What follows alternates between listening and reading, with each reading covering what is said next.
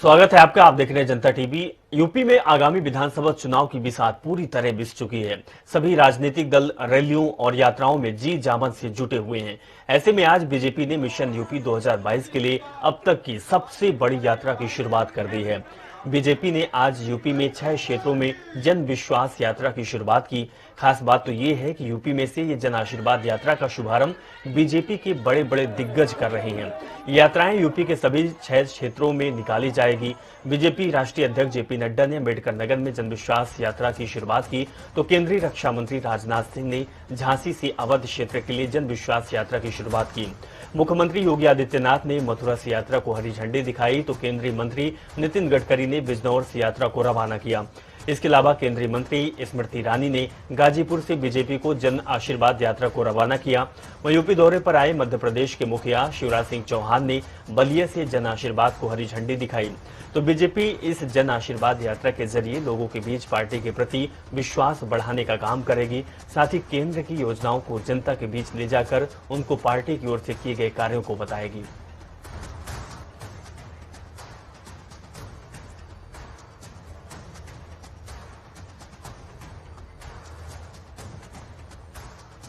तो चलिए आपको बताएंगे ग्राफिक्स जरिए कि जन आशीर्वाद यात्रा के मायने क्या है। तो पार्टी के प्रचार में तेजी लाना ही मायने है। कार्यकर्ताओं को सक्रिय बनाना भी एक उद्देश्य है और इसके साथ ही बड़े नेताओं के जरिए प्रचार में बढ़त हासिल करना जन विश्वास यात्रा का लक्ष्य है।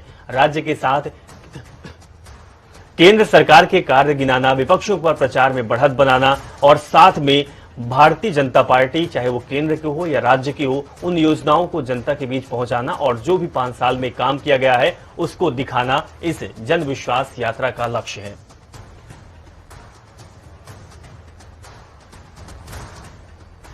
तो जन विश्वास यात्रा के मायने हम आपको दिखा रहे हैं ग्राफिक्स के जरिए कि आखिर जन विश्वास यात्रा बीजेपी पार्टी क्यों निकाल रही है और इसका उद्देश्य क्या है। तो विपक्षियों पर प्रचार में बढ़त ना हो सके, विपक्ष को कमजोर करना या कहें कि इसके माध्यम से ही लोगों तक अपनी बढ़त बढ़ाना ही इस जन विश्वास यात्रा का लक्ष्य है।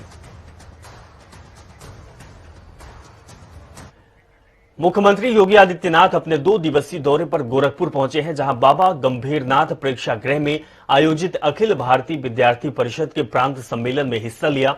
इस बाद मुख्यमंत्री योगी आदित्यनाथ जिले को 955 करोड़ रुपए की परियोजनाओं की सौगात भी दी है।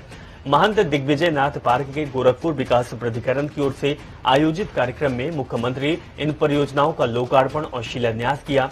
इनमें से करीब 933 करोड़ की परियोजनाएं जीडीए से जुड़ी हुई है, जबकि लोकार्पित होने वाली 22 करोड़ रुपए लागत की 22 अन्य परियोजनाएं पीडब्ल्यूडी एवं ग्रामीण अभियंत्रण विभाग से जुड़ी हुई हैं।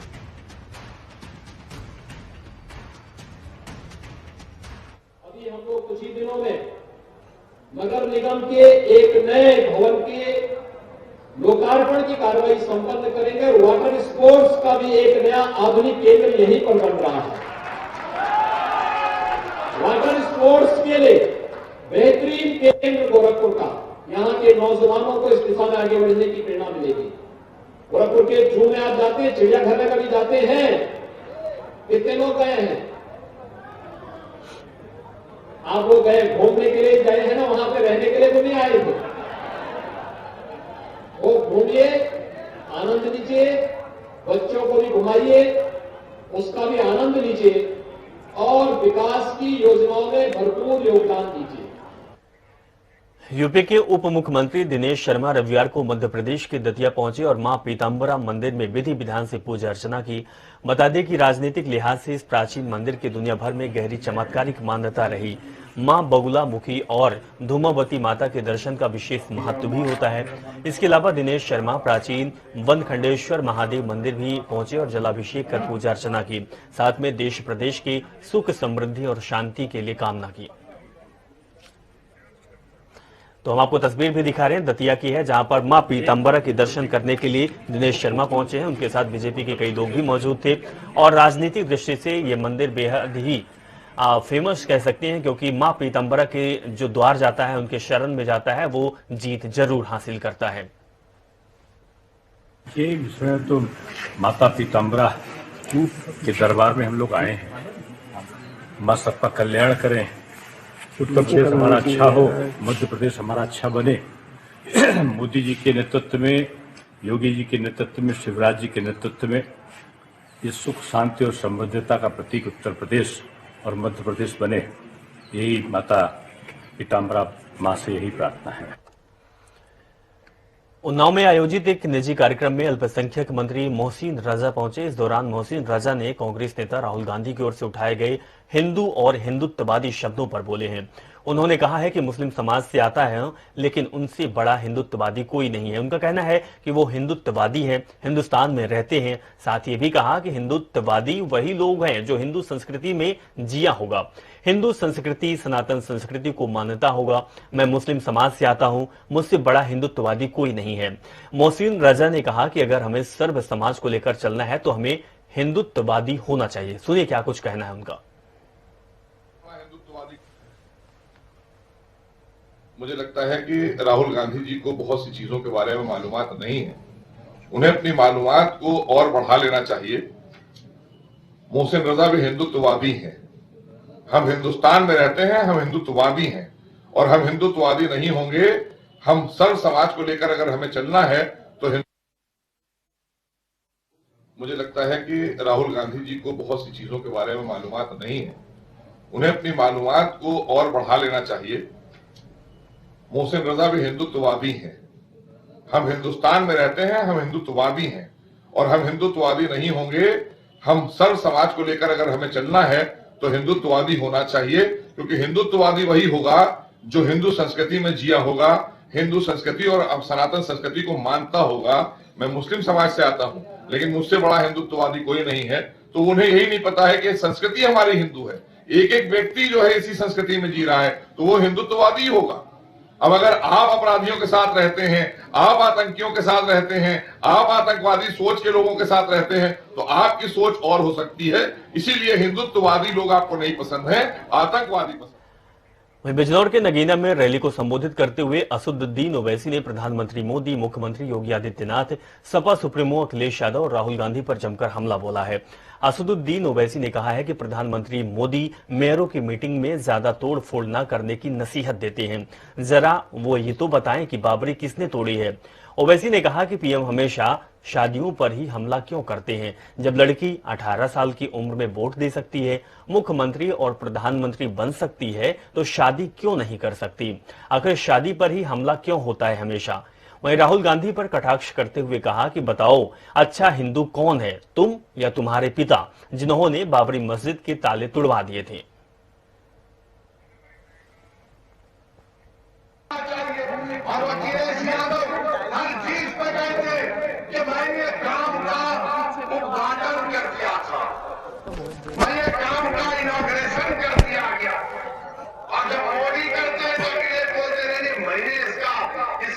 शुरुआत की थी।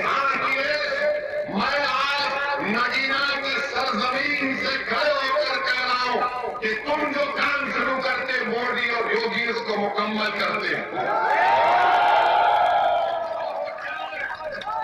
वो क्या है, तुमने मुजफ्फरनगर शुरू किया तो योगी ने सीधे के एहतजाज में 22 मुसलमानों को गोली मार दी हुकूमत ने।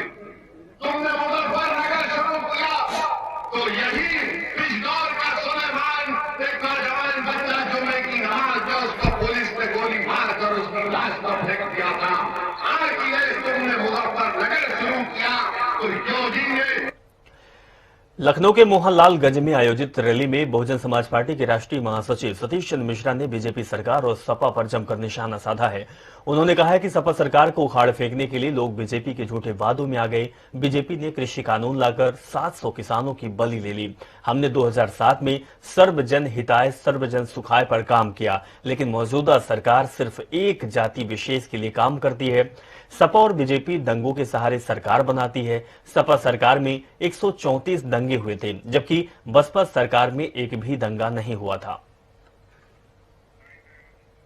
देखिए, हम उत्तर प्रदेश में जिस तरीके से बहुजन समाज पार्टी की सरकार 2007 से 12 में हुई थी, उन मुद्दों को लेकर के, चाहे वो विकास का हो, चाहे वो कानून व्यवस्था का हो, उसको लेकर के लोगों के बीच में जा रहे हैं। और जो अभी की सरकार है, जो कि दलित विरोधी सरकार है, ब्राह्मण विरोधी सरकार है, किसान विरोधी सरकार है, महिलाओं के विरोधी सरकार है, बेरोजगारों के लाठी डंडा देने का काम करती है, किसानों को कुचल के मारने का काम करती है। इस सरकार को उखाड़ फेंकने के लिए हम लोग पूरे प्रदेश में घूमने का काम कर रहे हैं।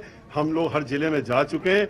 अब ये हमारी मंडलीय स्तरीय जो कार्यक्रम है, ये है जो हमारी रिजर्व सीटें उनको लेकर के। और रिजर्व सीटों पर पिछली बार 2007 में हम लोग 62 सीटें जीते थे 84 में से। अब की बार जिस तरीके से हमको देखने को मिल रहा है, लोगों को उत्साह मिल रहा है। यूपी विधानसभा चुनाव 2022 के मद्देनजर चल रहे कश्यप अधिकार सम्मेलन का मंच अचानक भरभरा कर टूट गया। इस मंच पर मौजूद सुहेल देव भारतीय समाज पार्टी और सपा के कई नेता टूटे मंच के साथ नीचे आ गिरे। मंच के टूटने से कई नेता चोटिल भी हुए। समाजवादी पार्टी और सुहेल देव भारतीय समाज पार्टी की ओर से कश्यप अधिकार सम्मेलन का आयोजन मोहद्दीनपुर गांव में हुआ था। बता दें कि इस मंच पर कई ऐसे नेता भी चढ़ गए थे जिन्हें मंच पर बुलाया ही नहीं गया था। मंच पर इतनी भीड़ हो गई कि वे बोझ सह नहीं सका और उसका आधा हिस्सा भरभरा कर नीचे आ गिरा। हालांकि मंच के दूसरे हिस्से में मौजूद नेताओं को सावधानी के साथ मंच से नीचे उतारा गया।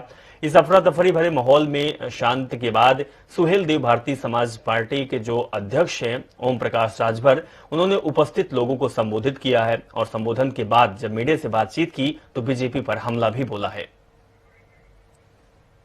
उपयोगी हैं। ये तो मोदी जी ने साफ साफ, मोदी जी दुअर्थी भाषा बोलते हैं। मोदी जी के जबान में दो मुंह है। मोदी जी ने कहा था कभी कि हम देश बेचेंगे, देश बेच रहे हैं। मोदी जी कहे थे, अभी कह के गए हैं कि वो कह रहे हैं कि योगी अनुपयोगी है। इस नाते कि आपने पूर्वांचल एक्सप्रेस के उद्घाटन में देखा, मोदी जी ने योगी जी को पैदल कर दिया। जब पूरे देश में किरकिरी हुई तब साथ में फोटो खिंचवा दी। विधानसभा चुनाव के तारीखों का भी ऐलान नहीं हुआ, लेकिन राजनीतिक पार्टियों ने अपना एड़ी चोटी का जोर लगाना शुरू कर दिया। जहां आम आदमी पार्टी उत्तराखंड में अपनी मजबूत पकड़ बनाने को लगातार उत्तराखंड की जनता के बीच संवाद स्थापित में लगी हुई है।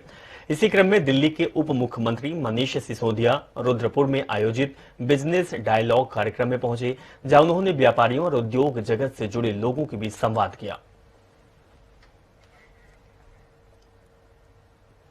संवाद हुआ और व्यापारियों और उद्योगपतियों की सबसे बड़ी समस्या यही है कि यहाँ रेट राज बहुत है। हर एक व्यापारी, हर एक उद्योगपति चाहता है कि ऐसी सरकार आए जो रेट राज से सरकार ना चलाए, बल्कि व्यापारियों के साथ बैठ के उनको अपना विकास में पार्टनर मान के सरकार चलाए। कल को किसी व्यापारी का व्यापार कहीं नीचे जा रहा है, किसी कारण से कुछ जा रहा है, तो उसको बैठ के उसके साथ समझे और वो व्यवस्था बनाए ताकि, और उस तरह का वातावरण बनाए ताकि उसका व्यापार और आगे बढ़े। उसी से प्रदेश की तरक्की होगी। मुझे बड़ा अच्छा लगा कि व्यापारियों ने जिस तरह से खुल के सुझाव दिए हैं। आम आदमी पार्टी की सरकार बनेगी तो उन सभी को लागू किया जाएगा। आगामी विधानसभा चुनावों के मद्देनजर हल्द्वानी में आज कांग्रेस स्क्रीनिंग कमेटी की बैठक हुई। कांग्रेस कार्यालय स्वराज आश्रम में नैनीताल और उधम सिंह नगर जिले की 15 विधानसभा सीटों की स्क्रीनिंग हुई। स्क्रीनिंग कमेटी ने कांग्रेस के सभी संभावित दावेदारों से विस्तार से चर्चा की। अब तक स्क्रीनिंग कमेटी 34 विधानसभा सीटों की स्क्रीनिंग कर चुकी है। माना यह भी जा रहा है कि कांग्रेस पार्टी इस बार अच्छी छवि वाले, मेहनती और जीतने वाले व्यक्ति को ही टिकट देगी। तो 22 दिसंबर के बाद स्क्रीनिंग कमेटी केंद्रीय चुनाव समिति को अपनी रिपोर्ट सौंपेगी और आचार संहिता लगने से पहले कांग्रेस कुछ सीटों पर प्रत्याशियों का ऐलान भी कर सकती है। एक विधानसभा क्षेत्र में किस प्रकार से कांग्रेस का सर्वोत्तम चुनकर आने वाला और साथ से अच्छी छवि के साथ उम्मीदवार हम किसे बना सकते हैं, उस विषय पे सबके सुझाव हमने लिए। उसमें प्रत्याशी स्वयं भी थे। इस विषय के ऊपर में आने वाले दिनों में पूरी 70 सीटों पर हमारी जो छानबीन समिति है, स्क्रीनिंग कमेटी, वहां के संभावित उम्मीदवारों से मिलने जा रही है और 22 तारीख के बाद अपनी पूर्ण रिपोर्ट माननीय केंद्रीय चुनाव समिति के सामने में हम पेश करेंगे। उत्तराखंड के कई इलाके शीतलहर की चपेट में है। खासकर हरिद्वार, उधम सिंह नगर और देहरादून में हल्का कोहरा छाया रहने से तापमान में लगातार गिरावट आ रही है। पहाड़ों में पाला गिरने से कड़ाके की ठंड महसूस की जा रही है। राज्य मौसम विज्ञान केंद्र ने यह स्थिति अगले 4 दिनों तक बनी रहने की आशंका जताई। तो मैदानों में शीतलहर को लेकर ऑरेंज अलर्ट भी जारी किया गया है। बच्चों और बुजुर्गों को स्वास्थ्य के लिहाज से सतर्क रहने की सलाह दी गई है। तो कई शहरों का तापमान सामान्य से 2 से 5 डिग्री सेल्सियस तक गिर गया। इससे सुबह शाम भीषण ठंड महसूस की जा रही है। केंद्रीय मंत्री अनुराग ठाकुर और मुख्यमंत्री पुष्कर सिंह धामी कुमायूं से विजय संकल्प यात्रा का शुभारंभ करने बागेश्वर जिले की नुमाइश खेत मैदान पहुंचे, जहां छोलिया नृत्य से उनका भव्य स्वागत किया गया। बता दें कि कुमायूं में भाजपा का विजय संकल्प यात्रा बागेश्वर से कुमायूं के सभी जिलों में पहुंचेगा और इसमें जनता के द्वार तक जाकर घोषणा पत्र पर अमल और पूरे किए गए वादों की जानकारी भी दी जाएगी। तो नए सुझाव भी लिए जाएंगे। वहीं कांग्रेस पार्टी के लोगों ने भाजपा के विजय संकल्प यात्रा का विरोध करते हुए मुख्यमंत्री को काले झंडे भी दिखाए हैं।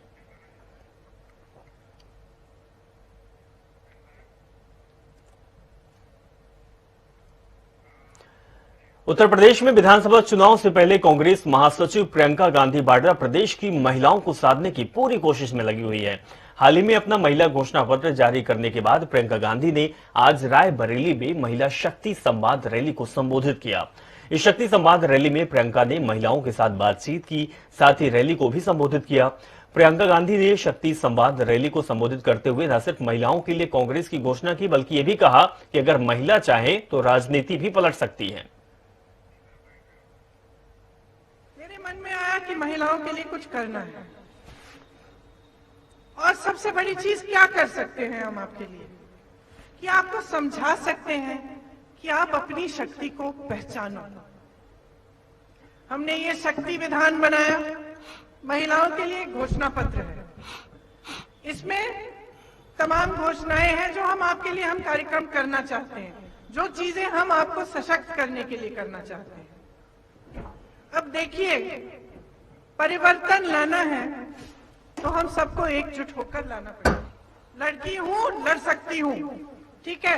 एक घोषणा पत्र निकाला जिसमें सिर्फ महिलाओं के लिए हम क्या करना चाहते हैं वो लिखा। क्या हुआ? बाकी पार्टियों ने घोषणा शुरू कर दी। आपका आशा बहुओं का मानदेय बढ़ाया गया है कल परसों। अभी तक तो 5 सालों में नहीं किया था, अब क्यों कर रहे हैं? क्योंकि अब पहचान रहे हैं कि महिला जागरूक हो गई है, महिलाएं समझ रही हैं कि उनमें शक्ति है। परसों प्रधानमंत्री जी ऐसी पहली सभा करने जा रहे हैं जिसमें उन्होंने सिर्फ महिलाओं को बुलाया है। एक गैस सिलेंडर की बात करते हैं, हम कहते हैं 3 लीजिए, क्योंकि सरकार दे सकती है। सरकार के पास बहुत पैसा है, सही जगह नहीं डाला जाता। बड़े बड़े हवाई जहाजों में हमारे प्रधानमंत्री उड़ते हैं, 8,000 करोड़ का हवाई जहाज है। अगर उस 8,000 करोड़ रुपए को आपकी शिक्षा में डाल देते तो क्या नहीं हो सकता है? अगर आपकी सेहत के लिए कोई इंतजाम होता, कोरोना में आशा बहुओं ने, आंगनबाड़ी की बहनों ने ही तो सबका देखभाल किया।